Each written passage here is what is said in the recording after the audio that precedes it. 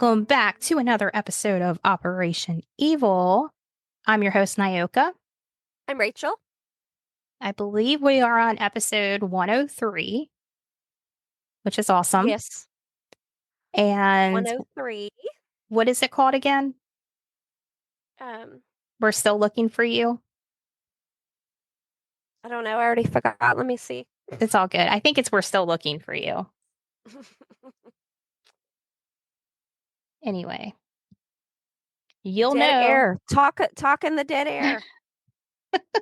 Anyway, you'll know when we post it. But Yes, this, 10. We're still looking for you. You like how I tell you to talk and then I interrupt you? yeah, way to go. Hmm.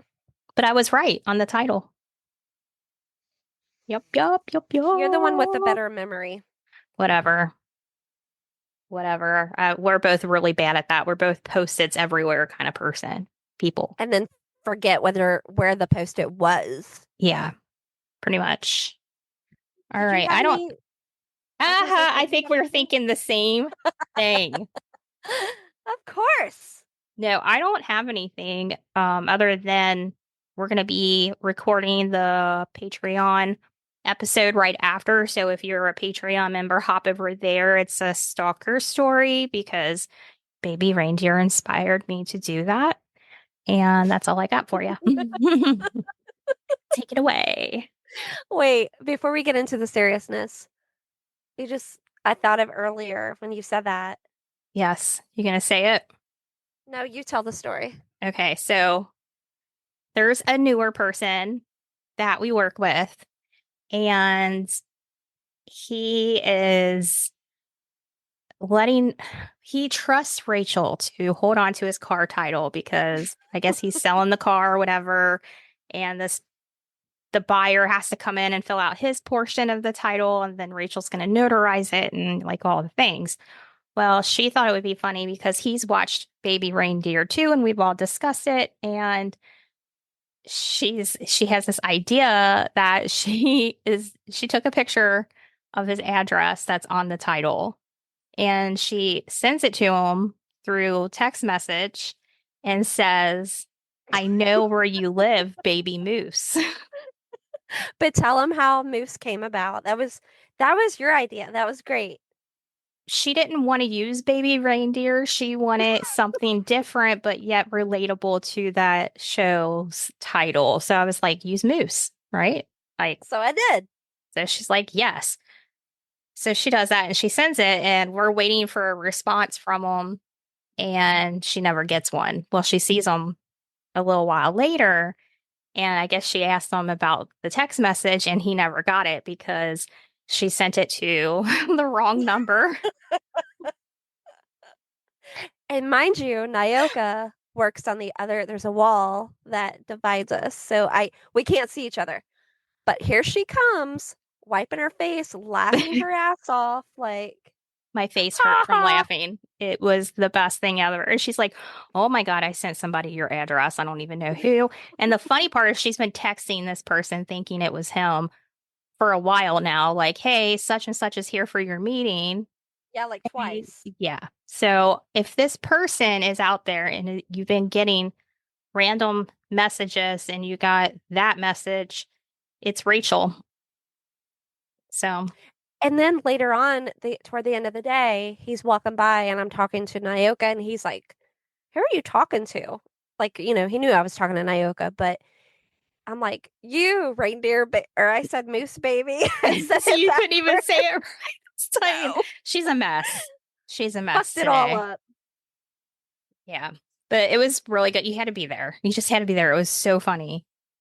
And it's funny, like when Nyoka's cracking up because, like, it's just, I don't know, it makes it funnier when somebody's laughing at Oh my you. God, I couldn't stop. And then she couldn't even like she's having a hard time answering the phone and being serious because I was just dying in the background.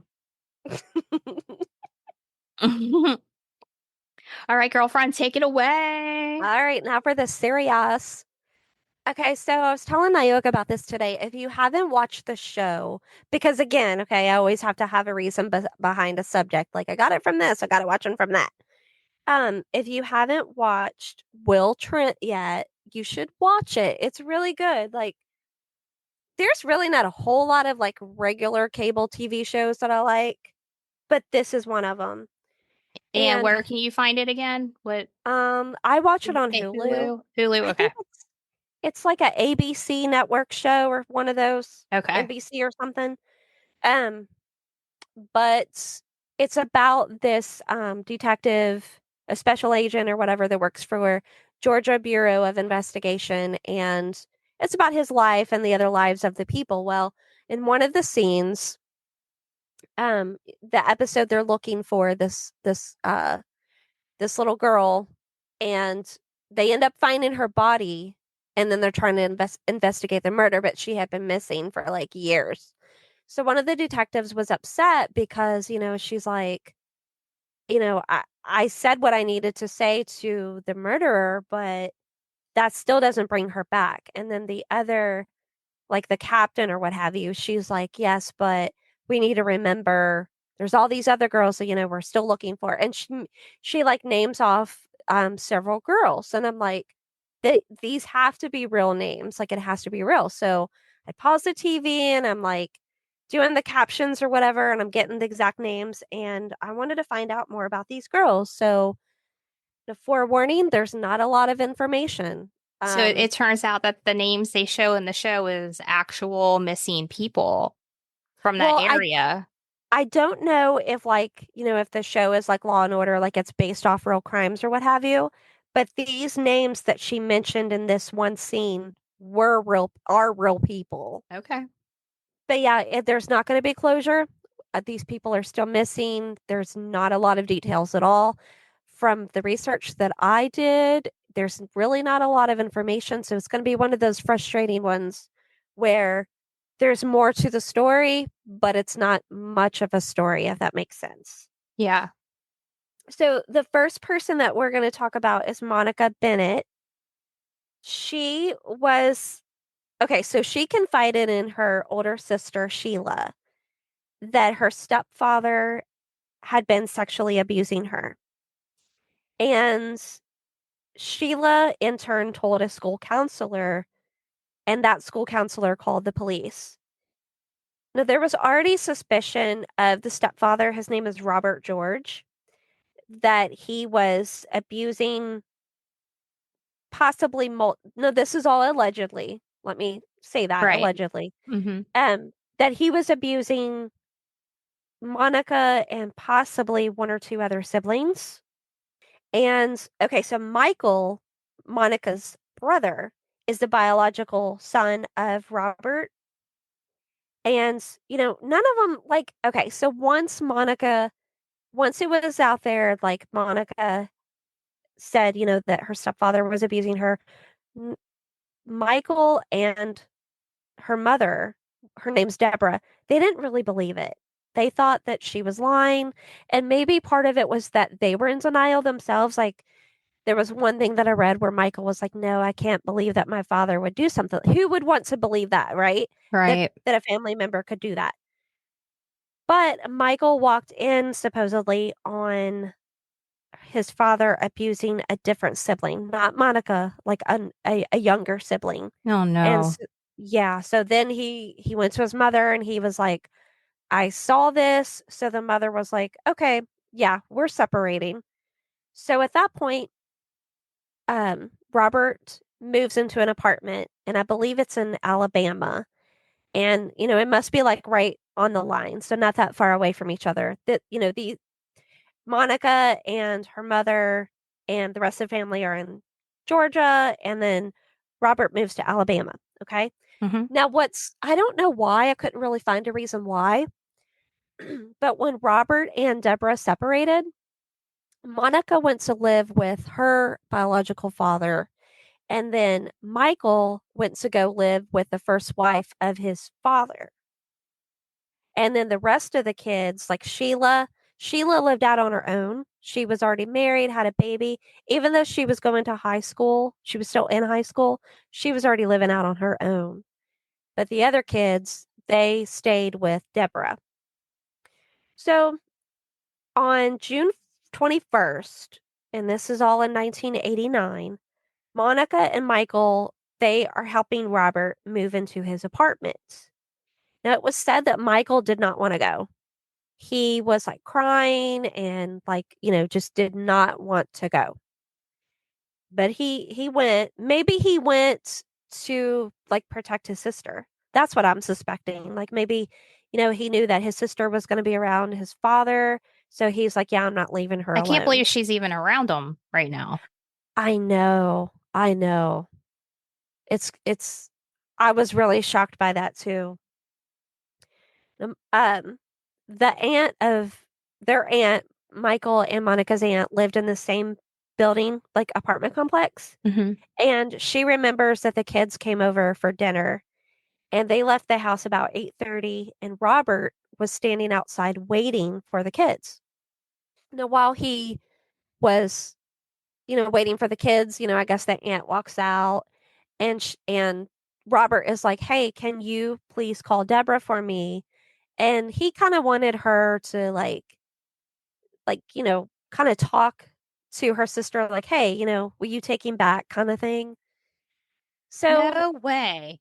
yeah, hell no. And this was at a payphone. It wasn't like on her, like in her home. This was at a payphone. So, the aunt, she calls Deborah and then she hands the phone over to Robert. And as she walks away from the payphone, she sees the kids walking like toward the payphone. And then eventually she sees Robert and the two kids walking away like they're leaving after he's done with a phone call. And Mm-mm. that's the last time that she sees her nephew and niece. There are a couple different stories from Robert, like of what happened to the kids. Okay, so let me start with one. Okay. He said that he left the kids at his apartment and like he had left to go get something and when he came back the kids were gone. Lies. Mhm. He also said that he dropped the kids off at Deborah's house. Lies. Yeah, like, and I'll tell you how old the kids are, but you just drop the kids off and you don't make sure that they go inside or whatever. Hold on. Okay. Deborah rejected him, right? Like she didn't take him back, right? Please tell, because I was gonna say maybe that was his like revenge. That's what I was thinking, but wait for it. Okay. So let's see, what was the other thing? The there was also like Robert had went to Deborah's. Robert had went to Deborah's house and picked up like some of the younger kids, at least one of the younger kids. And the younger kids remember, like, yeah, like he was driving around town really slow, but he wasn't like when you're looking for someone, you're like calling their name, right? Yeah. He wasn't doing that shit. He was just driving around slow. And also, he had taken the kid or kids back to his apartment, and the kids noticed that there was some big, like, I'm guessing like the big trash bags, like the black ones. They saw those like in the apartment. But Oh, mind you, he is moving. Mind you, okay. he is moving. Okay. Yes. Good point. But yeah, but they did see trash bags, and Robert said that they were Michael's and Monica's belongings. That doesn't make sense either because if they weren't living there, why would all their stuff be there? I think what he Why? means is their bodies. I I'm kind of just think that kidding. too. I don't know. I kind of know that crossed my mind, or their clothing or something. The other thing was that I'm not sure. I don't know what room or the specifics about it, but there was a comforter and sheets missing from a bed as well. What does that make you think of, Chris freaking Waltz? Right. It does. Listen, people, most of the time if you're gonna get murdered by someone, it's gonna be someone you know and someone you thought you could trust. Yeah, Very rarely is it like a random person. I don't know. very rare. I think the statistics are like really low. Yeah. And you asked about them getting back together? Yeah. Please tell me they didn't. Couple weeks later, they got back together, and guess what? Deborah reportedly moved to Alabama. Whole family moved to Alabama. But not only, like I said, is Monica missing, bombshell, Michael is also missing. Now, I don't know either what the specifics are, like um if Deborah called and reported the kids missing, or if Robert reported them missing, how long was it that they were reported missing? Maybe I just didn't dig good enough, but I could not find any details about the report of them missing. And one other little thing was that Robert's brother, he was a suspect at some point, or he was under suspicion, suspect, whatever, because Sheila had reported him molesting her when she was a child. And here, mom is taken back pedophile Hmm. slash possible murderer of her own child. They sound perfect together. Yeah, there was a quite a bit of talk of, did Robert do this to cover up the molestation charge or the How allegation? how old is the older brother, Michael, that was with Michael Monica? was Michael was 13 and Monica was 15. Do you think there's any possibility that they ran off because they were scared of him? The, But they would have been found eventually, right? They would have been going to someone. Like, how would they survive? I don't know. I was just trying to be a devil's advocate here and like, no, and I definitely see that. Like that's what I would like to think as well, because isn't there, if there, well, okay, so where they went missing was Brunswick, Georgia, and it's a small town. If there's a lot of woods, maybe they ran off into the woods and maybe they got lost. I mean, they're teenagers. Maybe they ran away because they weren't safe with anyone. Yeah. Are you You guys would, out there, Monica, Michael? I mean, you would kind of think that maybe they would run to Sheila's house, but maybe they didn't have means to. Or maybe they were just murdered. That's the more Right. likely scenario, but I don't know. If anyone has any information, and don't forget, it's never too little, too Do we little have or a too last big. name? Bennett, Okay. Michael and Monica Bennett. It's Okay. Bennett. Okay. They should call the Kingsland GBI office at 912-729-6198, or the Glenn County Police Department at 912-554-7800. And we'll post these name numbers and stuff. And then I'm also going to post a link for like their pictures of when they went missing. And then there's also like age progression photos. They would be in their like 40s now, I believe. So I got another sad story, and then I'm going to mention, I think, two or three more people. Okay. Now, this little girl, she was 8 years old when she went missing. Her name is, and I'm so sorry if I say her name wrong, Shy. In the episode of Will Trent, she's called Camilla Pate, but her name, they called her Shy Shy. So I guess her name is Shy Camilla Pate. Um, she went missing from a small Georgia town. The town's called Unadilla. It's like Unadilla. Okay. And she went missing on September 4th, 1998. Known as Shy Shy, she wanted to be a pediatrician and take care of sick kids like her. She had a kidney disease and a chronic asthma disease that caused her to be in and out of the hospital. She is so, oh my gosh, like I saw the picture of her, and she had on this little graduation outfit, like, kindergarten graduation. The No. cutest freaking thing. It kills me though, because it's like the image is frozen in time. Yeah. Her last whereabouts were on her front porch. And since then, her mother has spoken to Dateline. There was an episode done with Dateline. I think like around 2006-ish, I believe. And then there's also an age progression photo of Shy Shy. Um, Her sister LaSwanda, a couple of the kids, they were at school and stayed after school because there was a big football game that night. And LaSwanda, she drove by the house. She saw her sister playing on the porch, and she drove by to go get gas for the car. And then her plan was to go back and get Shy Shy and then go to the game.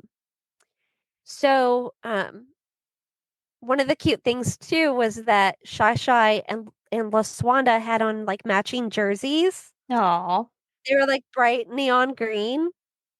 And I'll give the description in like the show notes and also like in the what do you call it? The Facebook like of what she was wearing and everything. But it was, yeah, it was a cute little bright green jersey they were gonna match and all that. So LaSwanda, she came back and she saw that Shy Shy was gone. And she just assumed that she went with a friend. And the mother, she was at work when all this is happening. So LaShonda, she goes on to the game thinking that, her sister's there somewhere. Her other siblings are there as well. That night, she comes home around 10 or so. And, her mom's like, where is Shy Shy? At that point, they realize something's wrong and they report her missing. And nothing. It's like she just vanished. now this one I don't, does sound like a random. yeah.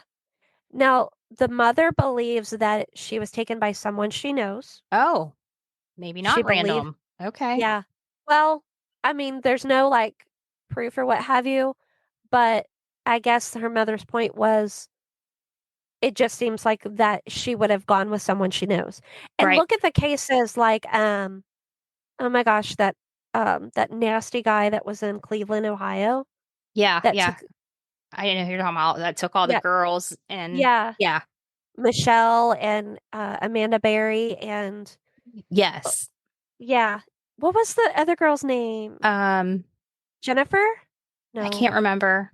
I can't I'm so remember. yeah, I'm so There sorry. there was We can't several remember. girls. Yeah, But they knew him. that's true. They knew So who it he could was. Yeah. right, it could have been a situation. And again, this is in 1989 where really education is really just starting Was it about this type 89 of or thing. 98? I thought you said it was 98. Did I say 98? Yeah. I'm sorry. Was it Yeah, so I'm 89? wrong. Yeah, it was 98. So sorry. Withdraw that.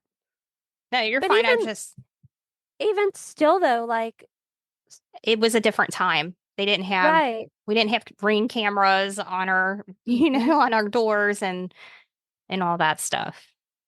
And no, really, no matter the amount of education that you can give to someone about stranger danger or whatever, if someone is determined to take you, all that shit just to me, it just goes out the window. Yeah. They're determined to take you, they're going to take you. Oh my gosh. The mother, um, she just really, there was like a quote that I read. It said that like the earth just swallowed up my baby. Oh my God, that was like right through the heart. That's sad. I can't There imagine is, being a mom in this situation. oh yeah.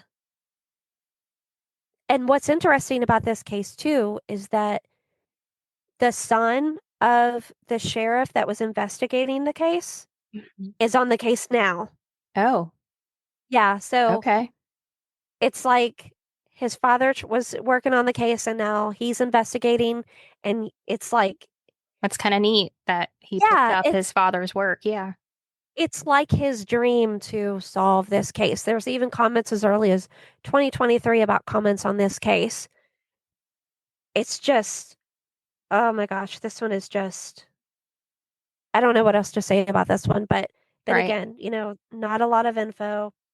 Um, I did not watch the Dateline episode, but I would love to watch that to see more like details about it and to see. I think her name was Veronica, the mother of LaShawn. Now I can't even say her name. LaShonda. LaShawn. the sister, Yes. Yeah. and of Shy Shy.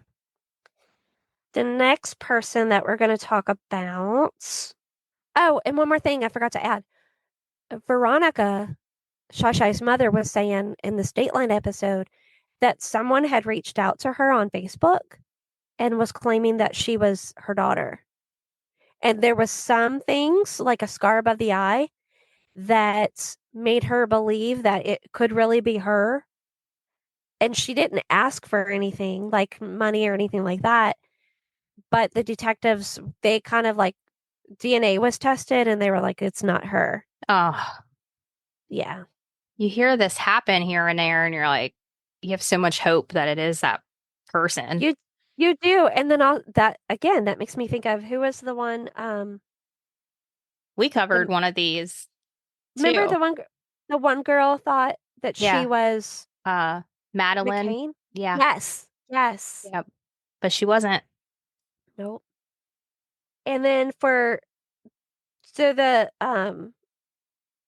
disappearance of Shy is there's a task force set up for it. And so you can contact the Dooley County Sheriff's Office at 229-645-0920. Like I think it's like the county and then like a couple different departments are like working on this case together. The next name that we have is Sonia Tukes. On May 10th, 2004, she got a phone call around 1:15 a.m. and she was never seen again. At the time, she had a 7-year-old child, and he was at his grandmother's because Sonia did work like the way it sounded to me was kind of like it was like hard labor work, like construction on a road, like for a Yeah. roadway. So they said that she took so like she cared for her child so good that he was like her top priority, and that sometimes she would leave the child with other people who maybe thought that they could take a little bit better care of than her. Oh, And I believe that she had her son at a very young age. So I'm thinking that, and I don't want to put words into anybody's mouths, but I'm thinking that maybe that's why she did that, if that was true. maybe. At this time, she was living with, I believe it was her sister when she went missing, and she was in a relationship that was abusive. And they had said that when she got this phone call, she had like left the door. It was at a payphone. What is it with the payphones? It's what we had I, then. I know. So I guess at the time, like this payphone was close enough to where she was living, and she heard the phone, and she went to go answer the phone, knowing that it was this certain person. She left the door crack open because she planned on coming back in. She didn't plan on leaving the house. She was dressed in her pajamas. But at some point during the night, she went missing. Um, it was believed that maybe possibly she had met up with her abusive boyfriend. But again, if she propped the door open to come back, did he meet her at her residence and then like take off with her? Like what Right. happened there?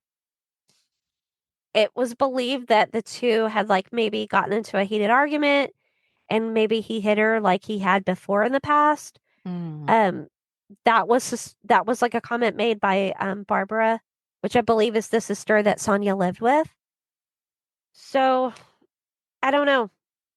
The the family did obtain a lawyer, and it was mentioned that this boyfriend had mentioned once, like, if I can't have you, nobody will have you, kind of thing. Right. Classic. hmm And I said by mistake. So Sonia, this case actually has the task force. It's between the Washington County Sheriff's Office, GBI, which is Georgia Bureau of Investigation, and the Sandersville Police Department have created a joint task force to work on this case. Oh, So sorry, I was mistaken about the other one. So yeah. um they're still searching for leads about Sonia. and she was 22 at the time when she went missing. Oh, And that location was actually in Washington County, Georgia. So if you have any information about that, please contact those places. And again, I don't have a number right here, but I'll put up a number and pictures for her as well. And um, the other person that I have is Nikita Wingo. She was reported missing by her daughter on April 5th, 2006. There are little to no details. And that's, I seriously could not find anything about Nikita.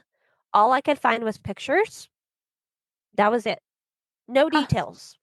Nothing. That's weird.